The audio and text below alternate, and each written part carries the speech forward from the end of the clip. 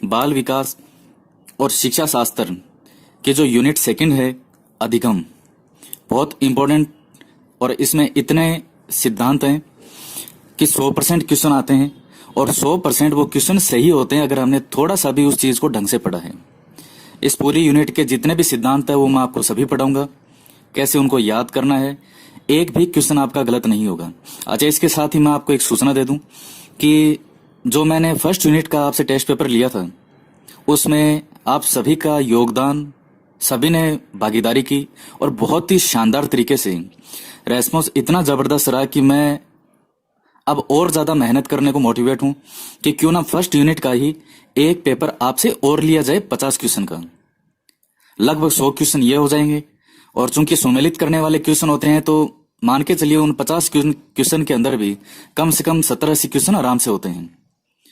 ये 100 क्वेश्चन हो जाएंगे और हर जो वीडियो के साथ में वैसे ही क्वेश्चन है, लगभग 150 क्वेश्चन के आसपास हर यूनिट के क्वेश्चन हो रहे हैं। बाद में भी बनेंगे टेस्ट पेपर अलग से, वो अलग चीज है। तो आपको सूचना दे दी जाएगी। जो फर्स्ट यूनिट है जिसका एक टेस्ट पेपर मैं 50 क्वेश्चन का ले चुका हूं, एक और टेस्ट पेपर मैं आपका लूंगा अभी 2 या 3 दिन बाद में, और उसकी सूचना आज शाम तक या कल सुबह आपको दे दी जाएगी वीडियो के माध्यम से कि कब वो टेस्ट पेपर होगा। आपकी इतनी शानदार हो जाएगी साइकोलॉजी कि आपको यह लगेगा हम 30 में से 30 क्वेश्चन सही कर सकते हैं। तो आप अपनी जो तैयारी है उसको जारी रखिएगा और अब आपको बहुत ज्यादा मेहनत करने की आवश्यकता भी नहीं है उस यूनिट में, क्योंकि आप ऑलरेडी सब कुछ पढ़ चुके हैं। तो बस थोड़ा सा उसको रिवाइज करने की आवश्यकता है। आइए आगे हम शुरू करते हैं। अधिगम। अधिगम होता क्या है? लर्न। सीधी सी भाषा में बात करें तो अधिगम का अर्थ होता है सीखना। हम भी क्या करते हैं? अधिगम है। आप वीडियो देख रहे हैं, क्यों? सीखने के लिए। हर चीज में अधिगम जुड़ा हुआ है हमारे जीवन में। अधिगम का मतलब ही होता है लर्न, यानी सीखना। अब आप सीखेंगे तो व्यवहार में जो परिवर्तन निश्चित रूप से आएगा। एक मान लीजिए एक छोटा बालक है और उसे कुछ ये नहीं पता है कि उसे क्या करना है। जैसे मान लीजिए वो जो मन में किसी को बोल देता है, जो उसने सुना बोल दिया, लेकिन हमने उसको सिखाया कि इस तरह से नहीं बोलते, इस तरह से बोलते हैं। यानी उसने सीखा और सीखने के उपरांत उसके व्यवहार में क्या हुआ? परिवर्तन हुआ। तो कई बार परिवर्तन अच्छे भी होते हैं और परिवर्तन बुरे भी होते हैं। सीखने में दोनों ही चीजें आती हैं। जो परिवर्तन है जरूर नहीं हमेशा अच्छा परिवर्तन ही हो, जो हो सकता है परिवर्तन बुरा भी हो जाए। तो अधिगम का अर्थ होता है सीखना या व्यवहार में परिवर्तन। यानी जन्म से लेकर के मृत्यु तक व्यक्ति, बालक कुछ ना कुछ सीखता रहता है। यानी हम कह सकते हैं कि जो अधिगम है वो एक प्रकार की मानसिक प्रक्रिया है, मानसिक क्रिया है। वो शारीरिक परिवर्तन अपनी जगह होते हैं, वो सीखना नहीं है। उसमें क्या सीखेगा? वो सब एक मानसिक प्रक्रिया है। पहले एक मूर्ख आदमी है, वो भी सीखने के बाद में विद्वान बन जाता है। तो सब कुछ मानसिक प्रक्रिया जो क्रिया है उससे संबंधित है। अब उसके बाद में हम याद करेंगे इसकी डेफिनेशन को। परिभाषाएं हैं, बहुत इंपॉर्टेंट है। 100% एक डेफिनेशन तो अधिगम की यूनिट में से आती ही आती है, 100%। थोड़ा ध्यान से सुनिएगा। विलियम वुडवर्थ, इन्होंने क्या कहा है कि सीखना विकास की प्रक्रिया है। इन्होंने क्या टर्म यूज किया? प्रक्रिया, प्रक्रिया है। इनकी ही परिभाषा एक और है कि किसी भी ऐसी क्रिया को जो व्यक्ति के विकास में सहायक होती है उसे सीखने की संज्ञा दी जाती है। यानी इनमें देखिएगा एक चीज बार बार आ रही है और वो चीज है क्रिया या प्रक्रिया। अब देखिए यहां वुड, और वुड का मतलब क्या होता है? लकड़ी। मैंने आपको पहले भी जो वुडवर्थ की परिभाषा याद करवाई है उसमें बार बार लकड़ी टर्म यूज किया है। वुडवर्थ, वुड माने लकड़ी। अब ये मान लीजिए लकड़ी का पेड़ है। अब पेड़ पर चढ़ना अगर व्यक्ति को सीखना है, पेड़ पर अगर चढ़ना व्यक्ति को सीखना है तो उसे बार बार पेड़ पर चढ़ने की जो क्रिया है, बार बार पेड़ पर चढ़ने की जो क्रिया या प्रक्रिया है वो उसको दोहरानी पड़ेगी, तब वो व्यक्ति सीख पाएगा। जब भी आपके वुडवर्थ की परिभाषा आए या क्रिया प्रक्रिया आए तो वुड से मतलब लकड़ी और लकड़ी का पेड़, पेड़ पर चढ़ने की क्रिया बार बार उस व्यक्ति को करनी पड़ेगी, तब वो व्यक्ति सीख पाएगा। बस इतने में हमारा ये मिलान हो जाएगा कि क्रिया प्रक्रिया वाली जो लाइन है वो किसकी है? वुडवर्थ की है। उसके बाद में आती है गेट्स की परिभाषा। उसके बाद में गेट्स की परिभाषा है। गेट्स की परिभाषा क्या है? अनुभव के द्वारा व्यवहार में होने वाला परिवर्तन ही अधिगम कहलाता है। यानी अनुभव के द्वारा व्यवहार में होने वाला परिवर्तन। अब इसमें दो चीजें आपको याद करनी है, एक तो व्यवहार में होने वाला परिवर्तन, ये चीजें तो बहुत से लोगों ने बोली है। अनुभव के द्वारा, इसमें अनुभव और ये क्या है, गेट्स। तो इंग्लिश में कई बार कहते भी हैं गेट्स एक्सपीरियंस, अनुभव प्राप्त करो। गेट्स अनुभव, गेट्स एक्सपीरियंस। एक तो आप इस चीज से याद कर सकते हैं, गेट्स अनुभव। गेट का मतलब होता है प्राप्त करना, तो अनुभव प्राप्त करना, गेट्स अनुभव। आगे ये है ही व्यवहार में होने वाला परिवर्तन। दूसरा, जैसे मान लीजिए छोटा सा बालक है, आप एक छोटे से बालक को फील कीजिए, वो शिशु है 10-11 1-1.5 साल का, उससे ये सामने गेट है, गेट खुलता नहीं है, वो रोता है, चिल्लाता है, लेकिन धीरे धीरे जैसे वो बालक बड़ा होता है उसे गेट खोलना आ जाता है। क्यों? क्योंकि उसे गेट खोलने का क्या हो जाता है, अनुभव हो जाता है। गेट कब खुलेगा? गेट तभी खुलेगा जब उसे गेट खोलने का क्या होगा, अनुभव हो जाएगा। तो आप किसी भी प्रकार से याद कर सकते हैं इसको, जब भी अनुभव नाम आए तो गेट, और गेट का नाम आए तो अनुभव। उसके बाद में सेकंड परिभाषा है चार्ल्स ई स्किनर। ज्यादातर इनका नाम है वो सिर्फ स्किनर ही लिखा आता है। इनकी डेफिनेशन क्या है? व्यवहार में उत्तरोत्तर अनुकूलन अथवा सीक्वेंस, क्रमिक सामंजस्य की प्रक्रिया ही अधिगम है। उत्तरोत्तर अनुकूलन, जैसे मान लीजिए जो भी माहौल होता है तो व्यक्ति के अंदर जो व्यवहार में है उसमें क्या होगा, चेंज होगा, और उसके जो भी माहौल के अनुकूल वो अपने आप को उस माहौल के अनुकूल बना लेगा, सामंजस्य बिठा लेगा। कि तो ये जो प्रक्रिया है, ये जो प्रोसेस है व्यवहार में अनुकूलन अथवा क्रमिक सामंजस्य की प्रक्रिया, यही अधिगम है। अब ये डेफिनेशन किसने दी है? स्किनर ने। अब आप इसको कैसे याद करेंगे? इसमें मेन शब्द क्या क्या है? एक तो है क्रमिक सामंजस्य या अनुकूलन। अब इस चीज को कैसे याद करेंगे? मान लीजिए ये कोई आदमी है, ये कोई लड़का है बदमाश, और इसका नाम है गोलू, ये राजस्थान में रह रहे। अब स्किनर से आपको याद करना है स्किन। स्किन क्या होती है? त्वचा। जब यहां से जगह चेंज होगी, जैसे अगर ये जम्मू कश्मीर जाए पर्वतीय क्षेत्रों में, रेगिस्तान में जाए, पश्चिमी राजस्थान जैसे जैसलमेर बाड़मेर जाएगा, या बर्फीले पहाड़ों में जाए, तो स्किन के अंदर जो उसकी स्किन है वो धीरे धीरे, त्वचा जो है वो उस माहौल के अनुकूल, उस भौगोलिक अवस्था के अनुकूल धीरे धीरे हो जाएगी और वो उसमें सामंजस्य बिठा लेगा। शुरू शुरू में दिक्कत होती है। आप कैसे याद करेंगे?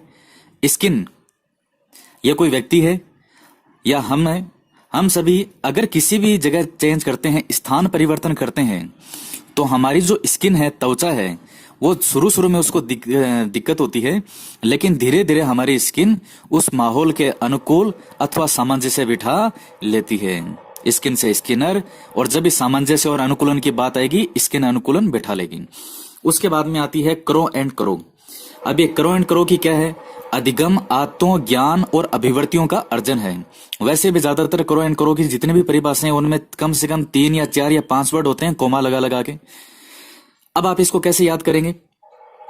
करो एंड करो। करो का याद आपको करना है करो, करो यानी डू। अब ये कोई गोलू है, इस गोलू को एग्जाम पास करना है। हमने इसे कहा, हमने इस गोलू को क्या कहा? एग्जाम पास करो। तो गोलू ने कहा कब पास करूंगा? तब पास करेगा जब गोलू की क्या बदलेगी? आदतें बदलेगी। ये रहा आदतें। जब उसमें ज्ञान बढ़ेगा, ये रहा ज्ञान। और ये 3 वर्ड हैं, जब आते ज्ञान आएगी तो अभिवर्तियां भी आपको साथ में ये याद आ जाएगा 3-4 बार पढ़ने से। एग्जाम पास करो, तो करो से ये डेफिनेशन किसकी है? करो एंड करो की। और एग्जाम पास करो, जब भी करो आए एग्जाम पास करो। कब पास करो? जब गोलू की क्या बदलेगी? आदतें बदलेगी और ज्ञान उसमें बढ़ेगा। अब उसके बाद में आता है गिलफोर्ड। उसके बाद में आता है गिलफोर्ड। गिलफोर्ड ने कहा है कि पूर्व निर्मित व्यवहार या व्यवहार के कारण व्यवहार में परिवर्तन क्या है? अधिगम है। यानी इसमें व्यवहार 2 बार आएगा। व्यवहार के कारण ही व्यवहार में परिवर्तन। अब आप इसको कैसे याद करेंगे? ये समझ लीजिए गिलफोर्ड, गोलू ने फोड़ दिया। इस गिलफोर्ड को आप याद कीजिए, गोलू ने फोड़ दिया। गोलू ने किसी को क्यों फोड़ दिया? क्योंकि उसके सामने वाले का व्यवहार अच्छा नहीं था। तब गोलू के व्यवहार में भी परिवर्तन आ गया। गोलू ने किसी को फोड़ दिया। जब भी गिलफोर्ड नाम आए तो गोलू ने किसी को फोड़ दिया। क्यों फोड़ दिया? अच्छा बच्चा है लेकिन फिर भी फोड़ दिया। क्यों? क्योंकि सामने वाले का जो व्यवहार है वो कैसा था? अच्छा नहीं था। इसलिए गोलू का जो व्यवहार है उसमें भी परिवर्तन आ गया। व्यवहार आपको 2 बार याद करना है इसमें। व्यवहार के कारण व्यवहार में परिवर्तन। उसके बाद में नेक्स्ट डेफिनेशन है किंग्सले और गेरी। किंग्सले और गेरी अब क्या है? इनकी डेफिनेशन है अभ्यास के फलस्वरूप नवीन तरीके से व्यवहार में परिवर्तन लाने की प्रक्रिया ही अधिगम है। क्या कहा इन्होंने? अभ्यास के फलस्वरूप। इनमें जो मेन टर्म होती है वो है अभ्यास। अब आपको कैसे याद करना है? किंग्सले में पहला वर्ड क्या है? किंग का क्या नाम है? किंग गेरी। अब जो किंग है, किंग में परिवर्तन कब आएगा? जब वो अभ्यास करेगा। जब भी अभ्यास नाम आए तो अभ्यास करता कौन है? किंग अभ्यास करता है। जैसे जो मौर्य साम्राज्य की बात करें, चंद्रगुप्त मौर्य है और उसके गुरु थे चाणक्य। तो चाणक्य ने चंद्रगुप्त को अभ्यास कराया, तब वो क्या बना? किंग बना। जैसे भी हो, किंग है, अभ्यास करता है। इस तरीके से हमें इसको याद करना है। अब है अधिगम को प्रभावित करने वाले तत्व। देखिए, इस वीडियो के लास्ट में हम इंपॉर्टेंट जो क्वेश्चन है वो करेंगे और देखते हैं आपको कितनी परिभाषाएं याद रहती है। कुल 5 क्वेश्चन है। तो जहां तक मेरा मानना है आपके 5 में से 5 नंबर आने चाहिए। और प्लीज वीडियो को लाइक जरूर कीजिएगा, शेयर कीजिए और आपके कितने क्वेश्चन सही हुए ये भी आपको कमेंट बॉक्स में जरूर लिखना है। अब देखिए, अधिगम यानी सीखने को प्रभावित करने वाले तत्व कौन कौन से हैं? ये एक बार पढ़ने की आवश्यकता ही नहीं। आप खुद सोचिए कि अगर हमें कुछ सीखना है तो हमारे उस सीखने को प्रभावित कौन कौन करेगा? हमारी बुद्धि क्या ये करेगी प्रभावित? बिल्कुल करेगी। किसी विद्यार्थी की बुद्धि तेज होती है, किसी की धीरे होती है। जो चीज कोई 1 घंटे में सीख सकता है वो दूसरा विद्यार्थी उस चीज को 2 घंटे में सीखता है। आयु, जिस समय बालक की आयु जो है, बालक सबसे ज्यादा सीख सकता है। जैसे जैसे आयु बढ़ती है व्यक्ति के अंदर सीखने की जो क्षमता है वो कम होती जाती है। अभिक्षमता और अभिवृत्ति, ये देखिए ये 2 टर्म होती है, अभिक्षमता और अभिवृत्ति। दोनों में फर्क है। क्या फर्क होता है? एक तो होता है एप्टीट्यूड और एक होता है एटीट्यूड। जब नेट के एग्जाम में थे, यूजीसी नेट के, उसमें मैंने इनको डिटेल में काफी समझाया था। यहां थोड़ा सा बता देता हूं। जब हमारा जन्म होता है तो जन्म के साथ ही हमारे अंदर कुछ विशेष योग्यताएं होती हैं।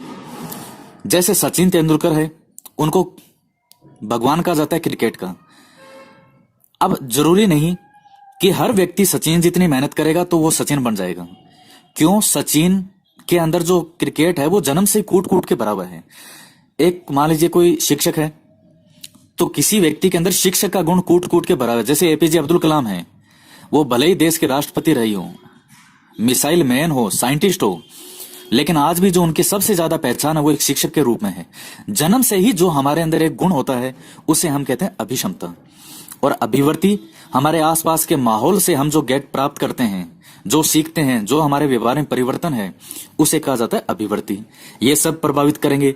रुचि प्रभावित करेगी, हमारा किस चीज को सीखने में इंटरेस्ट है। अभ्यास के द्वारा संप्रेषण, हमारा बात करने का तरीका, आयु, ये सब चीजें प्रभावित करती है। अब हम करेंगे इंपॉर्टेंट क्वेश्चन। सबसे पहला क्वेश्चन है, व्यवहार में उत्तरोत्तर अनुकूलन ही की प्रक्रिया ही अधिगम है। व्यवहार में उत्तरोत्तर अनुकूलन की प्रक्रिया ही अधिगम है। ऑप्शन देखने की आवश्यकता ही नहीं है। ऑप्शन मत देखे चाहिए। और याद कीजिए, थोड़ी देर पहले जब आपको बताया था अनुकूलन, किस चीज का अनुकूलन? अब याद आ गया होगा आपके, स्किनर, गेरी, वुडवर्थ और गेट्स। ये जो क्वेश्चन है ये सीटेट के एग्जाम में आया हुआ है, या नोट करना रह गया। सीटेट के एग्जाम में क्वेश्चन आया हुआ है। जो भी आज मैंने क्वेश्चन दिए ये सब एग्जाम में आए हुए हैं। क्या हो जाएगा इसका? स्किनर। स्किन होगी वही प्राप्त क्या करेगी? अनुकूलन। क्वेश्चन नंबर 2, सीखना आदतों, ज्ञान व अभिवृत्तियों का अर्जन है। व्यक्ति सीखता है तो क्या चीज अर्जित करता है? आदतें, ज्ञान, अभिवृत्तियां। अब देखिए, आदतों से आपको याद आना चाहिए कि जब आदत के बारे में बताया तब आपको क्या चीज बताई थी? हमने क्या कहा था कि गोलू को एग्जाम पास करो।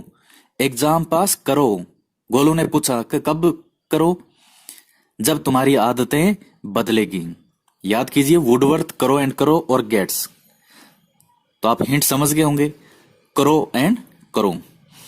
तीसरा क्वेश्चन है, सीखने या अधिगम शब्द में वातावरण संबंधी आवश्यकताओं की पूर्ति के लिए व्यवहार में होने वाले सभी प्रकार के परिवर्तन सम्मिलित हैं। ये जो डेफिनेशन है ये किसके द्वारा दी गई है, ये मैंने इसमें नहीं बताई थी, ये एक एक्स्ट्रा क्वेश्चन दिया है आपको। क्या होगा इसमें, करो एंड करो, वुडवर्थ, मर्फी और थॉर्नडाइक। तो इसका राइट आंसर हो जाएगा सी, मर्फी। नेक्स्ट क्वेश्चन है, अभ्यास और प्रशिक्षण में के फलस्वरूप नवीन तरीके से व्यवहार में परिवर्तन, ये परिभाषा किसने दी है? अभ्यास और प्रशिक्षण के फलस्वरूप, जब ये अभ्यास टर्म आई थी तब याद कीजिए मैंने आपको किस व्यक्ति की परिभाषा बताई थी। ये अभ्यास कौन है जो अभ्यास करेगा? वुडवर्थ, गेट्स, क्रो एंड करो, और डी है कि किंग्सले और गेरी। तो इसमें क्या ऑप्शन राइट होगा? डी इसका राइट आंसर होगा, किंग्सले व गेरी। जो किंग है वो क्या करता है? अभ्यास करता है। क्वेश्चन नंबर 5, अधिगम किस पर निर्भर नहीं करता? आर्थिक स्थिति पर, अभिवृत्ति पर, आयु पर और बुद्धि पर। तो आप सोचिए अधिगम किस पर निर्भर नहीं करता? अभिवृत्ति पर, यह पढ़ा है हमने, करता है, आयु पर करता है, बुद्धि पर करता है, लेकिन आर्थिक स्थिति पर निर्भर नहीं करता। ए इसका राइट आंसर हो जाएगा। एपीजे अब्दुल कलाम है, उनकी आर्थिक स्थिति ऐसी थी कि एक समय भी जो घर का भोजन है वो बचपन में मुश्किल से हो पाता था, लेकिन फिर भी अब्दुल कलाम कहां से कहां पहुंच गए ये सब जानते हैं। तो आर्थिक स्थिति को सीखने के लिए इतनी महत्वपूर्ण नहीं होती। तो दोस्तों ये था अधिगम का वीडियो। नेक्स्ट जो वीडियो है उसमें अधिगम के जो सिद्धांत हैं, सभी महत्वपूर्ण जो साइकोलॉजिस्ट में हैं उनके सिद्धांत से संबंध आएगा। प्लस इस वीडियो को लाइक जरूर कीजिएगा, शेयर कीजिए, और कितने क्वेश्चन आपके सही में हैं वो जरूर बताइएगा कमेंट बॉक्स में। 5 में से 5 होने चाहिए जहां तक मेरा मानना है। प्लस पहली यूनिट के 50 क्वेश्चंस का टेस्ट एक और लिया जाएगा, दूसरा टेस्ट और, जिसकी सूचना आपको जल्दी दे दी जाएगी। और आप अपने आप को तैयार रखें, प्रिपेयर रखें, रिवीजन पर रिवीजन करते रहिएगा। तो मिलते हैं नेक्स्ट वीडियो में एक नए टॉपिक के साथ। जय हिंद, जय भारत।